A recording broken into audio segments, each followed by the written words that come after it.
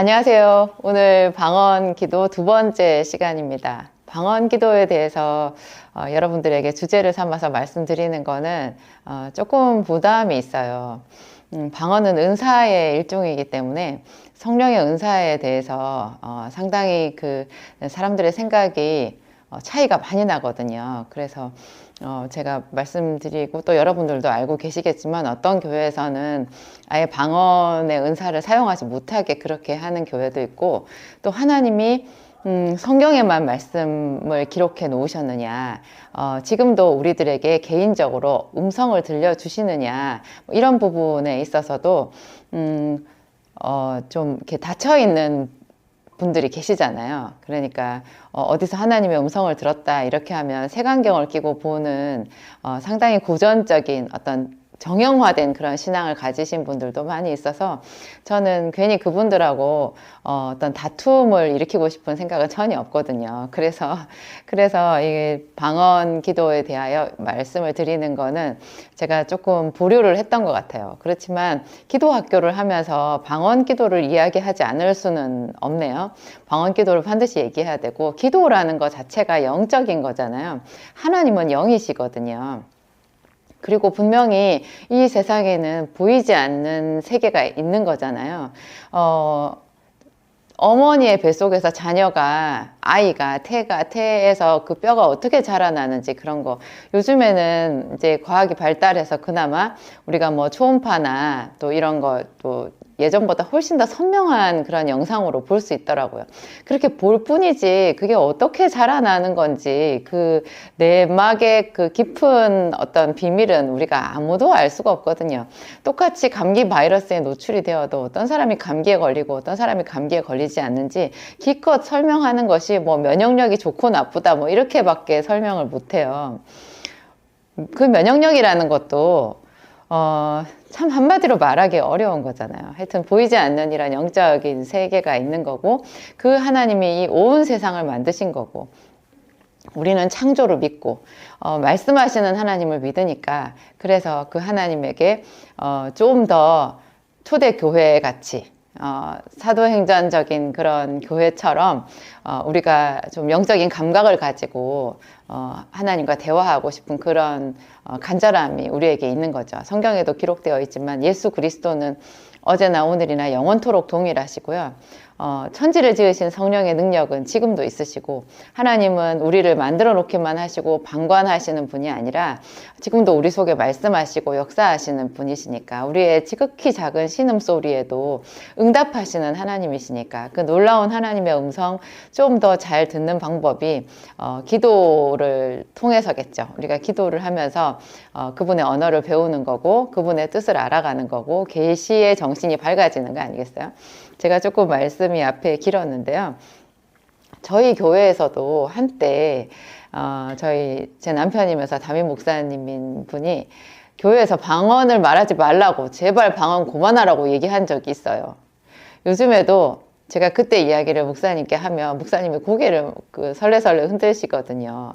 그 말씀하신 걸 후회하는 게 아니라 그때 정말 이상한 저희 교회에 좀 이상하게 기도하는 분들이 있었어요. 그분들 때문에 저와 저희 목사님이 너무너무 고민이 많았었거든요. 그 이야기를 오늘 좀 하려고 그래요. 방언 기도를 할 때 방언의 은사를 받았는데, 방언 기도를 하면서 너무나 쉽게 잘 빠지는 그 함정이 있거든요. 이렇게 지식이 없어가지고 방언을 어떻게 해야 되는지를 잘 모르다 보니까 그냥 이상하게 방언의 은사를 사용하는 거예요. 그래서 그것이 이제 많은 다른 사람들에게 눈살을 찌푸리게 하면서, 그래서 다른 사람들도 나 그 방언 별것도 아닌데 하고 싶지 않아, 이런 풍조를 만들어가는 건 것 같아요. 그 함정이 뭐냐, 그냥 왜 방언이라는 것이 제가 앞 시간에도 말씀드렸지만 이렇게 세련된 어떤 말로 이렇게 다양한 소리가 나오는 게 아니에요. 대부분의 사람들이 방언을 하면 거의 똑같은 소리를 반복해서 얘기를 하거든요. 나중에 이걸 하다 보면 1시간씩 이렇게 방언을 하다 보면요, 그 사람이 이렇게 방언 기도를 할 때 이 정신은 딴 데 가 있는 거예요. 그리고 입만 그냥 무슨 공허한 음을 반복하는 것 같이 자동적으로 그냥 무의식 중에 그냥 그 똑같은 소리의 방언이 계속 반복해서 나오는 거죠. 근데 옆에서 그런 사람의 방언을 듣잖아요. 들으면 여러분 그게 그 사람의 마음이 느껴져요.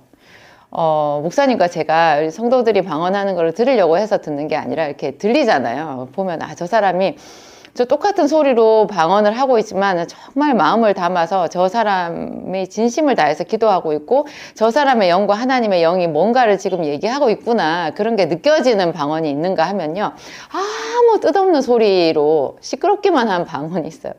죄송해요, 이렇게 말해서 제가 판단하는 것 같아서 그러는데, 근데 분명히 그런 게 분별은 해야 되니까요. 있거든요. 끝도 없이 그냥 이렇게 방언을 하는 거예요.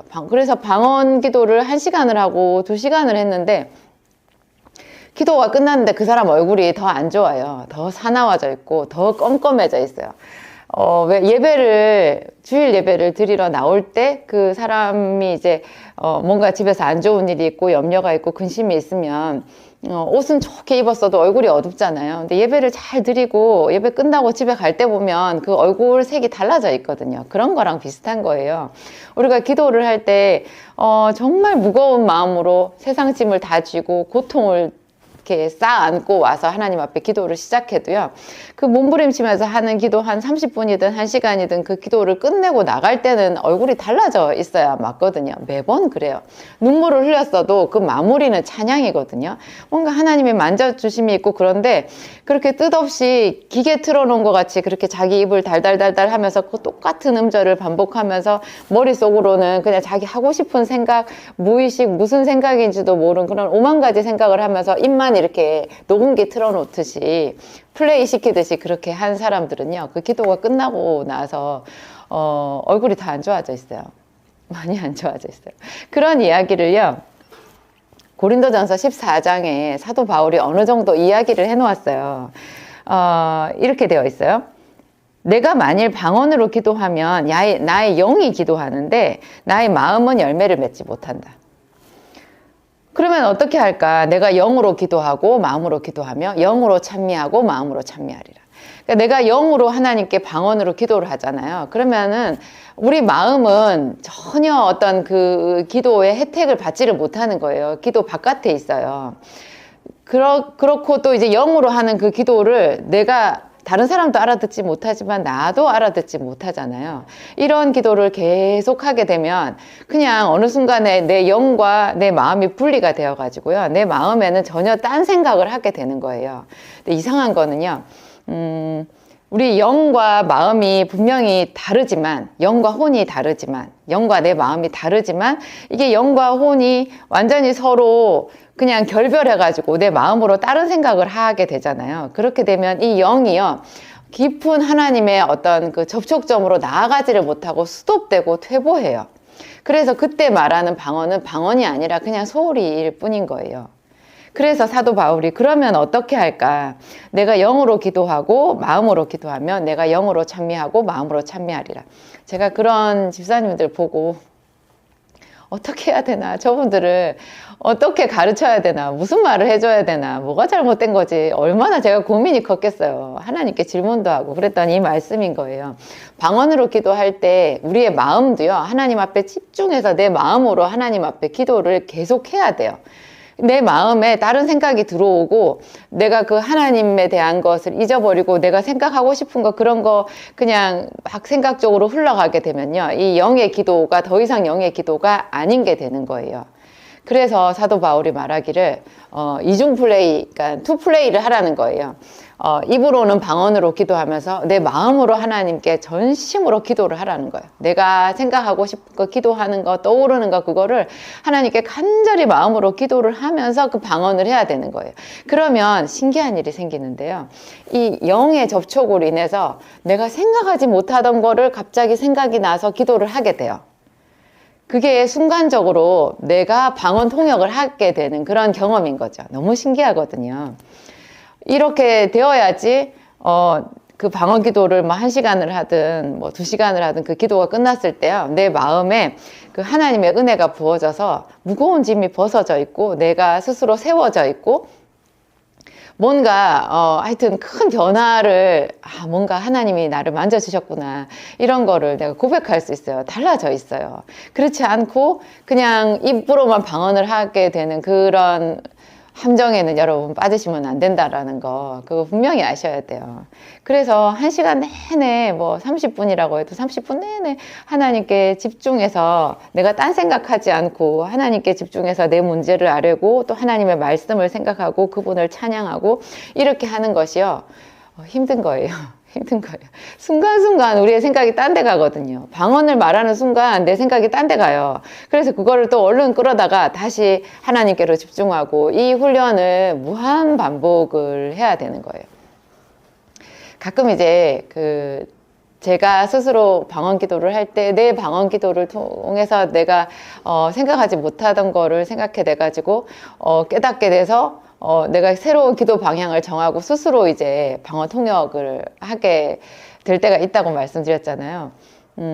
다른 사람의 방언을 이제 듣고 그거를 통역하는 경우도 있는데요. 저는 이제까지 한 번도 없었고요. 저희 목사님이 그런 일이 있었던 것은 제가 몇 번 기억해요.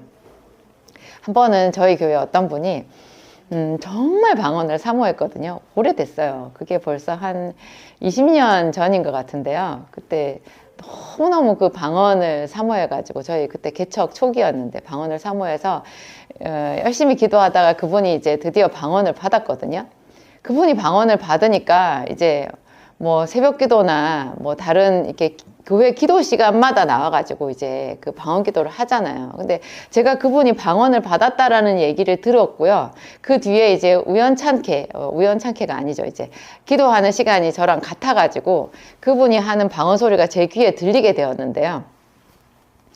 저는 저희 목사님처럼 어떤 분명하게 그 통역을 한 건 아니었는데 제가 너무 마음이 아팠어요. 그 사람 방언을 듣는데. 그리고 너무 끔찍했어요.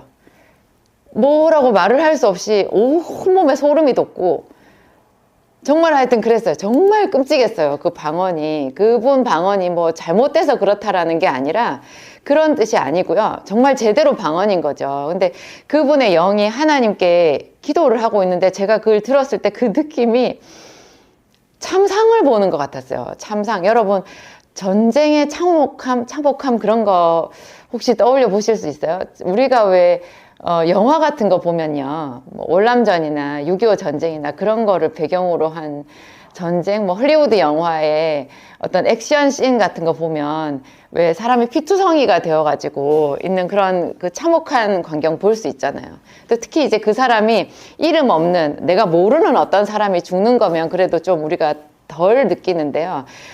우리가 그 영화에서 만약에 그 사람이 주인공이다. 아니면 주인공이 사랑하는 어떤 사람이다. 내가 그 사람에 대해서 어떤 감정이 있고, 내가 감정이입이 되어 있는 그런 인물이다. 그런 인물이 지금 죽어간다. 이렇게 할 것 같으면 그 어떤 느낌인지 아시잖아요. 제가 그런 느낌을 받았던 것 같아요. 그래서 제가 기도를 하는데 뒤에 그분의 그 방언 소리가 들려오는데 제 기도를 할 수가 없는 거예요. 너무 마음이 아프고 그냥 온몸에 전기가 온다라는 그 말밖에 제가 할 수가 없어요. 근데 그날 그 기도가 끝나고 나서 있죠. 저희 목사님이 그분의 방언을 통역을 하셨더라고요. 하나님이 우리 목사님에게 얘기를 해주셨는데요. 저는 느낌으로 받은 거를 우리 목사님은 분명한 언어로 해석을 받은 거예요. 그분이 말씀하신 게 그거였어요. 하나님 저를 치료해 주세요. 그렇게 말했대요. 그 방언 통역이 하나님 저를 치료해 주세요. 제가 그래서 우리 목사님이 말한 그 말하고 제가 느끼는 그 느낌하고 딱 맞아 떨어진 거예요. 그것은 그냥 영적으로 피투성이가 된 사람의 절규였어요. 그 방언 기도는. 그래서 제가 이 방언은 진짜라는 거를 잘 알아요. 여러분 그분이 평소에 하나님께 기도하고 뭐 이렇게 말로 기도하고 여러 가지 기도를 했지만 자기의 영이 얼마나 깊은 탄식과 고통과 그 참상 가운데 있다라고 하는 거를 자기는 모르지 않았겠어요? 저도 몰랐어요. 그분이 그렇게까지 아픈 사람인지 몰랐는데 하여튼 그분의 영이 처음으로 깨어나서 그 자기를 창조하신 하나님, 자기를 구원하신 하나님 앞에 드리는 첫 마디가요. 하나님 저를 치료해 주세요 하는 그런 기도였어요. 여러분의 영은 하나님 앞에 무슨 기도를 할 것 같으세요? 궁금하지 않으세요? 그래서 반드시 간절한 심령으로 내 영의 기도, 방언 기도를 하셔야 되는 거예요. 제 댓글에 어떤 분이 방언 기도는 큰 의미는 없고 그거는 히브리어나 헬라어다 이렇게 뭐 말씀하기도 하셨는데 제가 이런 말씀을 드리고 싶어요. 지금 성경을 쓴 이 당시가요, 히브리어, 헬라어를 쓰던 그 시기거든요. 그 당시잖아요. 그때 당시에 헬라어가 전 세계 공용어였어요. 사도 바울은 헬라어를 잘하는 사람이었고 로마 시민권자였잖아요. 그리고 신라가, 특히 바울과 같이 다녔던 신라가 헬라어에 능통한 사람이었어요. 그리고 히브리어는 당연히 잘했죠. 유대인인데 히브리 방언으로 말했다 뭐 이렇게 나오잖아요. 근데 이 사람들이 하는 방언이 분명히 사도 바울이 말하잖아요. 사람에게 하는 것이 아니라 하나님에게 말하는 것으로 사람이 알아들을 수가 없는 소리다. 예, 고린도전서 14장 11절에 보면요. 내가 그 소리의 뜻을 알지 못하면 내가 말하는 자에게 야만이 되고 말하는 자도 내게 야만이 되리니.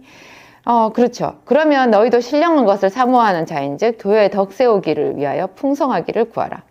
그러므로 방언을 말하는 자는 통역하기를 기도할지니. 이 방언이 히브리어 헬라어라면 이 당시에 통역이 왜 필요하겠어요? 다 알아듣는 말인데, 사람의 말인데. 사도 바울은 분명히 말했거든요. 사람이 알아들을 수 없는 하나님께 드리는 영의 언어라고 얘기를 한 거예요. 그래서 영의 언어기 때문에 똑같은 말을 달달달달달달 반복하는 것 같아도요, 거기에 우리 마음이 실리잖아요.